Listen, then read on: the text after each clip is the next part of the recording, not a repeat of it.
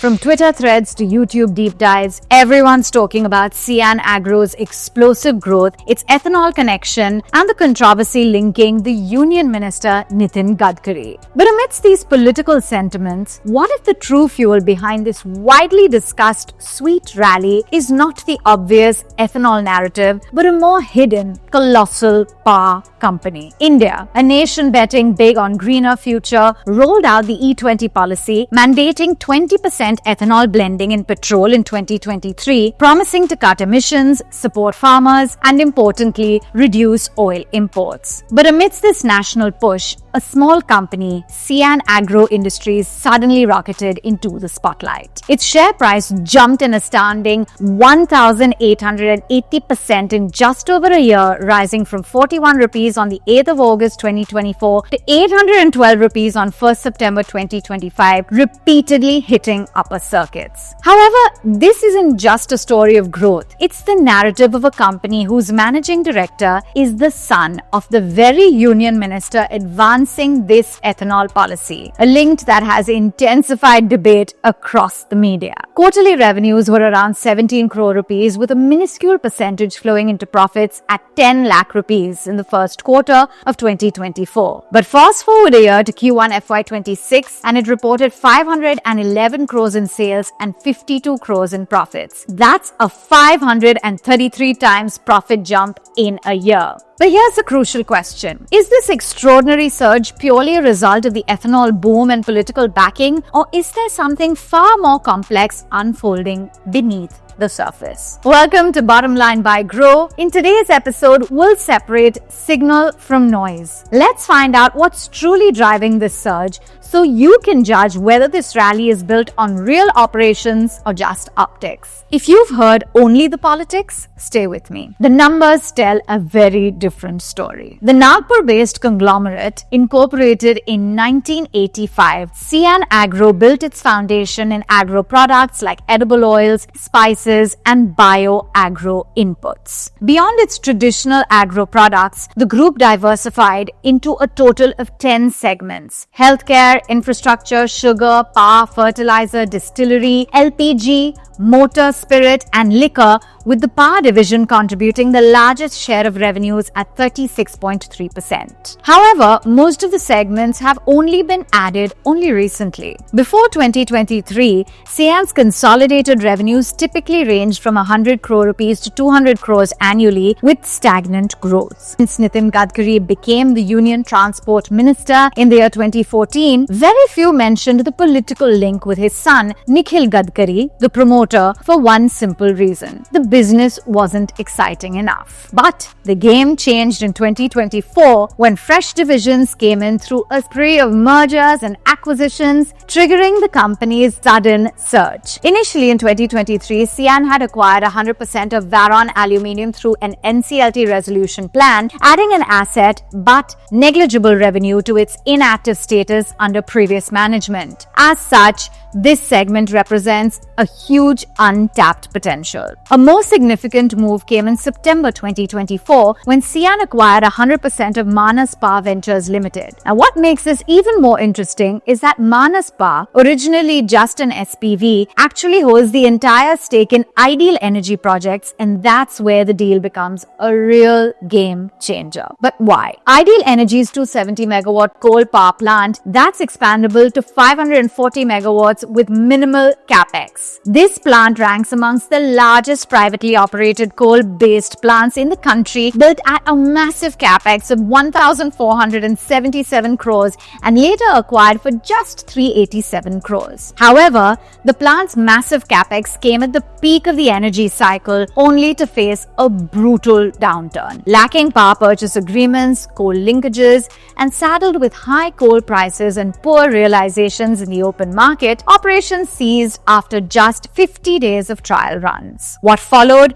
was 5 years of shutdown with no operational profit and loss account ever prepared before the project finally entered the corporate insolvency resolution process on February 2020. From 2020 onwards, India's energy cycle began to rebound. While renewables and transmission gained traction, it became clear that coal couldn't simply be replaced, it would continue playing a critical role in meeting meeting the country's energy needs. The acquisition boosted profits by reviving operations at Ideal Energy post-takeover by Manas. Notably, Sarang Nitin Gadkari, another son of Nitin Gadkari, is a director at Manas Power. Moving on, in August 2024, Sian subscribed to a 1.06% equity stake in Avenza Electricals and Infrastructure for approximately 14 crore rupees. Subsequently, Sian's promoter group used Avenza to facilitate the indirect acquisition of Manas Agro Industries and Infrastructure, a sugar distillery ethanol enterprise that was originally part of the promoters group. This made Manas Agro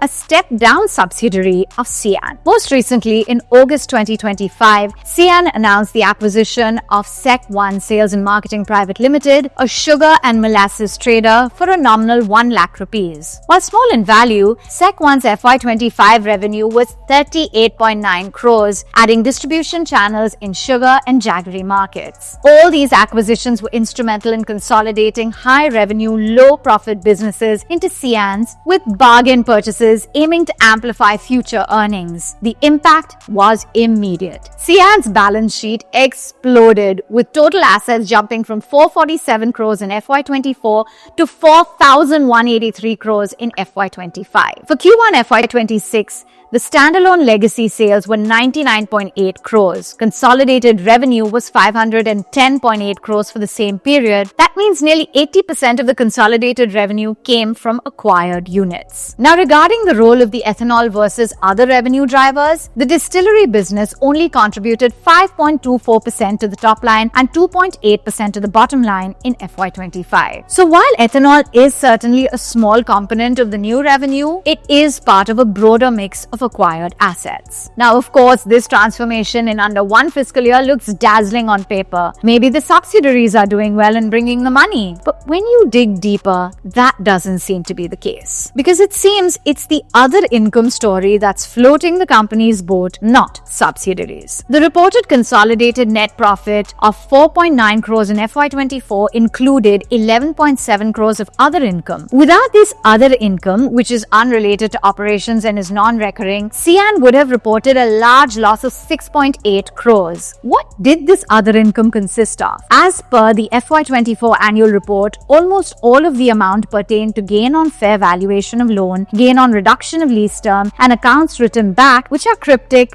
and highly subjective write-backs and re-evaluations. Accounts written back simply means Sian reversed all provisions or bills it no longer needs to pay, so profit goes up, but no cash comes in. While gain on fair valuation of loan is a paper bump when a loan's value moves in Sian's favor because terms or interest assumptions changed, again, non-cash. Similarly, in FY25, net profit was 41.1 crores, but this included about 24.7 crores of other income. Excluding these non-recurring gains, recurring profit would be smaller. Importantly, the bulk of the remaining 30 crore in profit in FY25 was contributed by consolidated entities. This suggests that subsidiaries are now carrying much of the earnings momentum. That said, transparency remains a concern. The company's filings provide limited segmental and subsidiary level disclosures, making it difficult to evaluate the sustainability of these earnings. Secondly,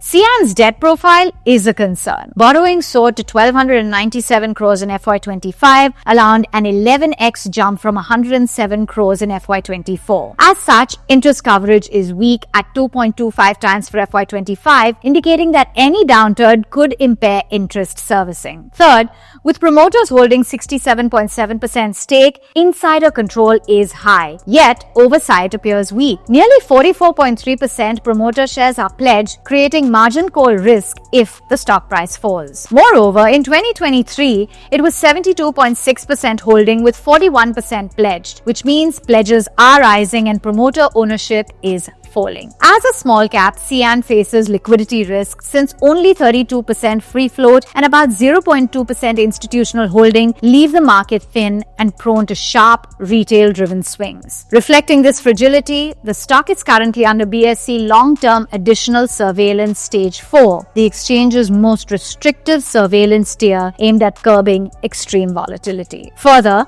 acquisitions involving promoter entities such as Manas Agro, Sec1 and Ideal Energy strategy raised concerns on governance and arm's length fairness combined with unreviewed subsidiaries by the principal auditor. 4. Sian Agro's elevated PE of 24.4 times may appear consistent with the industry average of 25.2 times, but this multiple is misleading because a sizable portion of earnings is driven by non-recurring other income, not sustainable core operations. The recent surge in reported profits is largely attributable to newly consolidated subsidiaries, the sustainability of which remains uncertain, with little visibility due to scarce information and significant changes occurring only last year. This poses a real risk to the company's valuation on fundamental grounds. Lastly, the nepotism narrative lingers. MD Nikhil Gadkari is the son of Union Minister Nitin Gadkari. While no formal conflict is evident, critics link the ethanol push to perceived policy favor, creating reputational risk. Any inquiry or political shift could jar sentiment. At the same time, integration and management bandwidth are a real test. Sian has jumped from 100 crore market capitalization to a 2,000 crore plus multi-industry group in a year. Running a power plant or distillery is far from agro products, the MD's home turf, and there's little disclosed evidence of the seasoned hires to fill that gap. Execution missteps could quickly unwind the re-rating. Thus, in conclusion, it's clear that ethanol isn't the whole story. However, at 2,272 crores capitalization, Sian already holds an ethanol leader valuation. But unlike Balrampur Chini or Triveni, its distillery story is young, and FY25 profits still lean on other income and newly folded subsidiaries within disclosure. If margins slip towards industry norms or cash flow trails EBITDA,